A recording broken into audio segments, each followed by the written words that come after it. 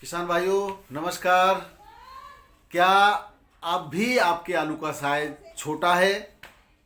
क्या आपकी फसल में पाले का असर हुआ है? क्या पिछैती झुलसा से आपकी फसल को बर्बाद कर दिया है या हल्का असर हुआ है? क्या आपका आलू चटक रहा है? क्या उस पर खुजली नुमा कोई धब्बा है? क्या चेचक है या कोई अन्य रोग है? आइए आज आपको इन प्रश्नों के जवाब वैज्ञानिक तरीके से ढूंढने का प्रयास करते हैं। अब आलू की फसल आपकी अंतिम चरण में है। आलू के अंतिम 25 से 30 दिन हम कैसे आलू को बेहतर बनाएं, कैसे बेहतरीन पैदावार लें, कैसे अगर हमारी फसल में कोई नुकसान हुआ है तो उसको किस तरह से निजात पाएं, क्या उसका उपचार है, इन प्रश्नों को जवाब के लिए आइए चलते हैं वीडियो में। तो दोस्तों नमस्कार, मैं हूं आपका डॉक्टर के भारद्वाज और आप देख रहे हैं ब्रजराज कृषि फार्म यूट्यूब चैनल। तो दोस्तों ये बहुत ही महत्वपूर्ण प्रश्न है। अब अंतिम चरण में एक एक करके हम आज कम समय में अधिकतम आपको देने का प्रयास करेंगे। दोस्तों मैं आपको बताते हुए हर्ष का अनुभव कर रहा हूं कि मुझसे हजारों किसान जुड़े हुए हैं और कम से कम सैकड़ों किसान प्रतिदिन व्हाट्सएप पर और मैसेज या फ़ोन कॉल के द्वारा अपनी फसल का समाधान जानते हैं तथा ये भी बताते हैं कि मेरे बताए हुए तरीके से उन्होंने बहुत ज़्यादा फायदा उठाया है, फसल उनकी सुरक्षित है और पिछले सालों की तुलना में उन्होंने प्रति एकड़ 5 से 10 हज़ार रुपये की बचत भी की है। दोस्तों ये बहुत बढ़िया बात है, आप मुझसे फ़ायदा उठा रहे हैं, ये बहुत खुशी की बात है। दूसरे दोस्तों थोड़ा सा अपने लिए समय निकाल करके वीडियो को पूरा जरूर देखा करें, क्योंकि जिन प्रश्नों का जवाब मैं विस्तार से अपने वीडियो में देता हूं उन्हीं प्रश्नों का जवाब आप पुनः मुझसे व्हाट्सएप पर पूछते हैं। फिर भी मेरा प्रयास रहता है कि 100% आपके प्रश्नों का जवाब दिया जाए और मैं देता भी हूं दोस्तों। लेकिन मैं आपसे एक और विनती करना चाहता हूं, किसान भाइयों, किसान से अच्छा कोई भी वैज्ञानिक नहीं है। मैं रसायन में आपसे ज़्यादा कुछ जानता हूँगा, लेकिन अनुभव आपका मुझसे ज़्यादा हो सकता है। दोस्तों आवश्यकता आविष्कार की जननी है, ये बहुत पुरानी कहावत है। दोस्तों आपकी जिस तरह से आवश्यकता होती है आप उस तरह से अपने आप को ढालते हैं। सारी कंडीशंस, मौसम और हमारी भूमि और बीज और हमारी देखभाल, सिंचाई किस तरह से हमने की है, इन सब बातों पर निर्भर करती है। दोस्तों तो आइए इन्हीं प्रश्नों को लेकर के हम आपके साथ चलते हैं। दूसरा आपसे एक और हाथ जोड़कर विनती करते हैं कि अपने अनुभवों को आपके द्वारा कुछ ऐसे प्रयोग किए गए हों जिससे आपकी फसल को फायदा हुआ हो, वो आप अधिक से अधिक किसानों में प्रचारित करने के लिए मेरे चैनल पर कमेंट बॉक्स में अपना उपाय जरूर लिखें, जिससे अधिकतर साथियों को फायदा हो सके। दोस्तों देखिए, अगर हम फायदा बांटेंगे, दोस्तों की भलाई के बारे में सोचेंगे, किसानों की भलाई के बारे में सोचेंगे, तो ईश्वर हमारा अच्छा जरूर करेगा। दोस्तों इस बात को ये न सोचें कि फायदा ये प्रैक्टिकल मैंने अपने लिए किया है तो मैं अपना फायदा उठाऊं, दूसरों को फायदा न दूं। ये सोच संकीर्णता को दर्शाती है। दोस्तों हमें चाहिए, हमने अगर कोई नया प्रयोग किया है तो सभी किसान भाइयों को बताएं, जिससे सबका फायदा हो सके। सबके भले में अपना भला निश्चित होता है। दोस्तों इस बात को अवश्य देखें। तो आइए आज मैं आपको बता देता हूं जिन जिन प्रश्नों को मैं लेके आया हूं। सबसे पहले बात करते हैं, क्या आपके आलू का साइज 70, 80, 85 दिन के बाद भी छोटा है तो आप क्या करें? दोस्तों आलू का साइज बढ़ने में बहुत सारे तत्वों का, बहुत सारे कारकों का प्रभाव होता है। सबसे ज़्यादा जरूरी कारक आपके मुख्य तत्व होते हैं नाइट्रोजन, फास्फोरस, पोटास, कैल्शियम और सल्फर।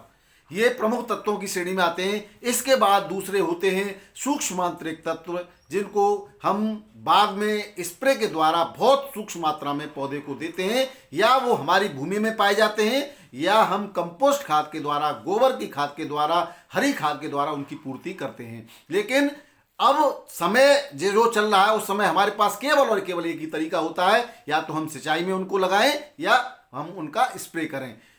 कितनी मात्रा, कॉम्बिनेशन और समय, ये भी बहुत महत्वपूर्ण कारक है। इसके अलावा सबसे बड़ा फैक्टर है ईश्वर, उसके द्वारा बनाया गया वातावरण, उसके द्वारा दिया गया तापमान, उसके द्वारा प्रभावित मौसम, बारिश, ये सब कारक भी आपके आलू की साइज को बढ़ाते हैं। सबसे ज़्यादा जरूरी है बीज का चयन। दोस्तों, आपने कौन से बीज का चयन किया है, और अगर आपने ऐसी वैरायटी का चयन किया है जिस पर रोग नहीं आता है, रोग के प्रति उसकी प्रतिरोधक क्षमता ज़्यादा है, तो ऐसी वैरायटी ही आपको प्रयोग करनी चाहिए। दूसरा, मैंने बार बार मेरे चैनल को आप देखेंगे, उस पर कंटेंट में जाएंगे तो बहुत सारे वीडियो हैं जिसमें मैंने भूमि के सुधार से लेकर के बीज का चयन, बीज का शोधन, खादों का प्रयोग, किस तरह से मिक्स करना है, किस तरह से नहीं करना है, क्या चीज मिलानी है, क्या नहीं मिलानी, ये सब बताया। फिर भी दोस्तों, कोई भी संपूर्ण जानकार नहीं होता, अनुभव सर्वोपरि होता है। आपने देखा होगा, मैंने भी देखा है, जिन तत्वों को कभी कभी हम मिलाते हैं और वो नहीं फटते, और कभी कभी वही तत्व फट जाते हैं। इसका कारण भी आप जान लीजिए। इसका कारण 3 है प्रमुख रूप से। आपका भूमि का या जो भी आप पानी प्रयोग कर रहे हैं, जल प्रयोग कर रहे हैं घोलने के लिए, उसके अंदर भी बहुत सारे एलिमेंट होते हैं, बहुत सारे लवण होते हैं, वो भी प्रमुख रूप से है।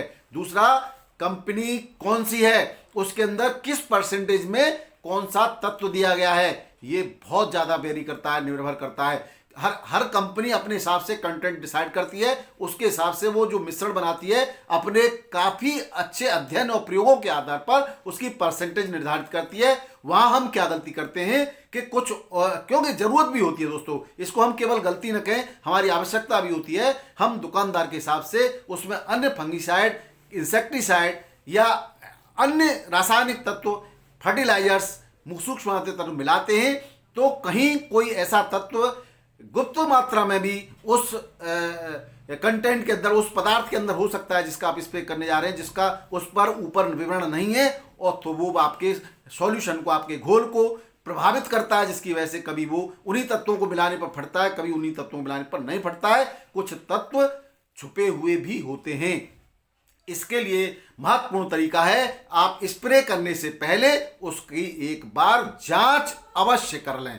और जिस तरीके से मैंने पिछले वीडियो में बताया है, कब कौन सा पदार्थ आपको घोलने में डालना है, इसका विशेष ध्यान रखें। दूसरा, आपका उसकी कंसंट्रेशन यानी सांद्रता, किसी तत्व की सांद्रता बहुत निर्भर करती है। मेरे पास हजारों किसान भाइयों की अलग अलग समस्याओं के समाधान के लिए वीडियोज आते हैं, उनके प्रश्न आते हैं। तो जिन प्रश्नों को मैंने अनुभव किया है, उसमें कहाँ कहाँ आपने कमी छोड़ की है, उसमें मैं आपको सबसे बड़ी बात बता दूं, पानी की जो मात्रा आप स्प्रे में लेते हैं, वो सबसे बड़ी, कभी कभी बहुत सारी हमारी कमियां होती हैं। मिक्स करने का तरीका और मिक्स करने के बाद कितने समय तक हमने उस मिश्रण को रखा हुआ है, ये बहुत निर्भर करता है। एक बहुत ही प्रगतिशील किसान है मेरे यहाँ के, और पढ़े लिखे भी हैं, बहुत ज़्यादा पढ़े लिखे हैं, और उन्होंने से भी गलती हुई, वो भी मुझसे पूछते रहते हैं, और हम एक दूसरे के अनुभव भी साझा करते हैं।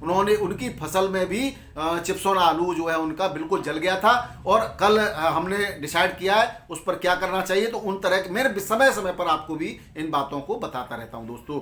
सबसे पहले, अब आलू 80 या 70 या 75 दिन का हो गया है, तो क्या कारण है कि वो नहीं फूल रहा है, उसके कारण मैंने आपको बता दिए। इनमें सबसे पहले वातावरण का होता है, बीज का चयन होता है। अब आपने कब, किस समय, कौन से प्रमुख तत्व की मात्रा दी थी, कितनी मात्रा दी थी, उस पर भी निर्भर करता है।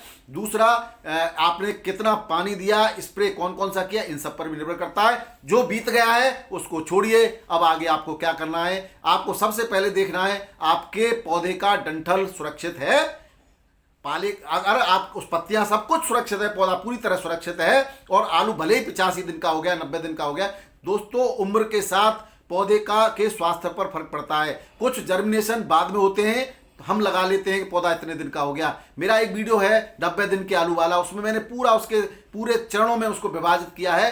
अगर आलू का जर्मिनेशन लेट हुआ है तो पौधा हमारा जर्मिनेशन से हमारे दिन काउंट होते हैं।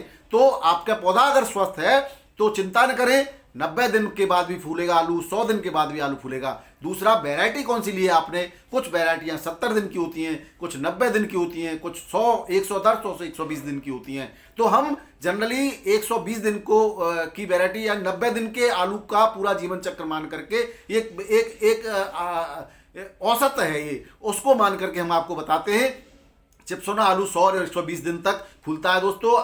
तो कोई चिंता न करें, चिप्सोना आलू अगर आपका 80-85 दिन पर छोटा है और पौधा स्वस्थ है तो निश्चित रूप से फूलेगा। आवश्यकता क्या है, आप विशेष रूप से ध्यान रखें कि आपके शुरुआत का, अब मैं नहीं बताऊंगा, बहुत बार बता चुका हूं। अब आपको NPK 0050 और उसके साथ 150 से 200 ग्राम 20% घुलनशील बोरोन का स्प्रे करना चाहिए। अगर आलू की आपकी अब भी पौधे की वृद्धि हो रही है और आलू के ट्यूबर छोटे हैं तो आप PGR, कल्टार, ल्योसिन और भी बहुत सारे PGR हैं, रिक्वायर्ड मात्रा आप उसको पढ़ लें, कितनी मात्रा उसकी दी है, कंपनी की वेबसाइट पर जाकर भी देख सकते हैं। बहुत सारी मात्रा, बहुत सारे PGR के बारे में मैं अपने वीडियो में बता चुका हूं, आप मेरा वीडियो देख सकते हैं। उसकी रिक्वायर्ड मात्रा का ही स्प्रे करें, उससे ज़्यादा बिल्कुल न करें। तीसरी अगली समस्या आपके पाले की हो सकती है। अभी अभी पिछले दिनों में बहुत ज़्यादा मात्रा में सर्दी रही है और उस सर्दी में बहुत सारे किसान भाइयों को उत्तर प्रदेश के अंदर पाले का असर पड़ा है। पाले के असर की पहचान यही है कि पत्ता के अंदर जो है कोशिका भित्ति फट जाती है और पत्ता जो है पूरा काला पड़ के मुरझा जाता है। और अगर डंठल पर भी उसका असर हुआ है तो डंठल भी अगर मुरझा गया है तब तो कुछ नहीं किया जा सकता। अगर आपका डंठल सुरक्षित है और पत्ते पर ही पाले का असर हुआ है तो आप उसमें 0.5% सल्फर यानी कि आपकी 1 लीटर लिक्विड सल्फर या 80% WDG 1 kilogram sulphur powder 200 litre पानी में घोलकर और उसमें 250 ग्राम चिलेटेड मैग्नीशियम मिला करके आप उसको स्प्रे कर दीजिए। इसमें अगर आपने चूंकि पाले को सिंचाई जिन्होंने अच्छी तरह से कर रखी थी उस पर भी पाले का असर हुआ है, लेकिन दोस्तों असर वहीं हुआ है जहां पर कहीं न कहीं पौधे में कमजोरी थी। और अगर आपके फसल पर पिछैती झुलसा का असर हुआ है और पिछैती झुलसा के कारण पौधे पर जो है अगर पौधा पूरी तरह से खत्म हो गया है, पूरा नष्ट हो गया है, तब तो कुछ भी नहीं किया जा सकता दोस्तों। लेकिन अगर पौधे के डंठल में जान है तब आप उसमें जो है तब भी अपने आलू को फुला सकते हैं। उसके लिए आप अगर पत्ता थोड़ा बहुत पत्ता उसका सुरक्षित है और डंठल में जान है तो आप 0050 NPK 1 kg और उसमें 150 से 200 ग्राम 20% बोरोन में ही बाकी का कैल्शियम होता है दोस्तों, इसलिए अलग से कोई कैल्शियम की आवश्यकता नहीं है। कुछ लोगों के प्रश्न बार बार इस बात पर भी रहते हैं कि अब कैल्शियम का कर दें, कोई अलग से कैल्शियम नहीं लाना है आपको। 20% बोरोन के साथ 150 से 200 ग्राम बोरोन लेकर के और 1 kg आप NPK 0050 का स्प्रे अंतिम चरण में कर दीजिए। अगर पत्ता पौधा सुरक्षित है तो इससे निश्चित रूप से आपका आलू नीचे फूलेगा दोस्तों। तीसरी बात जो है, अगला प्रॉब्लम आपकी हो सकती है कि क्या आलू आपके उस पर चित्ती दिखाई दे रही है दोस्तों। इस समय और मैंने पहले ही बताया था चित्ती एक वायरस जनित रोग है और मैंने हर रोग के बारे में अलग अलग वीडियो बना के आपको दिया है। जो जो रोग समय पर आए मैंने देखा क्षेत्र में या किसान भाइयों ने मेरे से प्रश्न पूछे तो उसका मैं जवाब देता रहा हूं। चित्ती की समस्या अगर है तो आप उसको कुछ हद तक कंट्रोल कर सकते हैं बोरोन के द्वारा। तो आप बोरोन और 0050 को आप अंतिम सिंचाई में भी चला सकते हैं और स्प्रे भी कर सकते हैं दोस्तों।